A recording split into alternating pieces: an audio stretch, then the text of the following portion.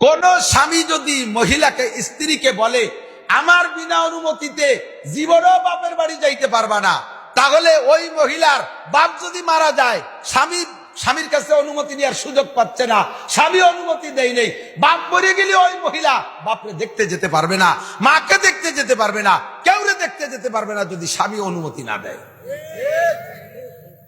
আর আমাদের দেশে মহিলারা স্বামী মরা বাপ মরা 13,000 বিলির ওই ভাষে একজন মরছে, বিল সিরিয়ে সেই উলাকান্দির মিটিকে মতো লেয়াজ উঁচু ওই যে বুড়ার মতো দৌড়তি তালিয়েছে দলে দলে, কিছু আইনা ওই বাড়ি যে কান্দিছে সেই বাড়ির সবাই কান্দে, উনিও সাথে সাথে কান্দিছে।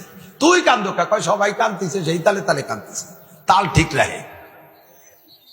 একজন মানুষ মহল্লায় বললে পাড়া ভরে গ্রাম ভরে বিটিরা এসে দেখে, আছে না নাই? এ প্রথা আছে না? কারে দেখতে যাচ্ছেন? যেই পুরুষটারে জীবদ্দশায় দেখা হারাম, ওই পুরুষটারে মরার পরে দেখাও হারাম।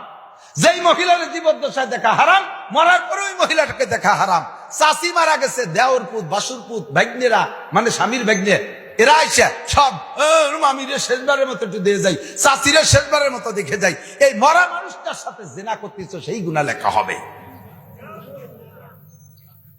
চাষিরে জীবদ্দশায় দেখা জায়েজ নাই, মামিরে জীবদ্দশায় দেখা জায়েজ নাই, মাওইরে জীবদ্দশায় দেখা জায়েজ নাই, বাবিরে জীবদ্দশায় দেখা জায়েজ নাই।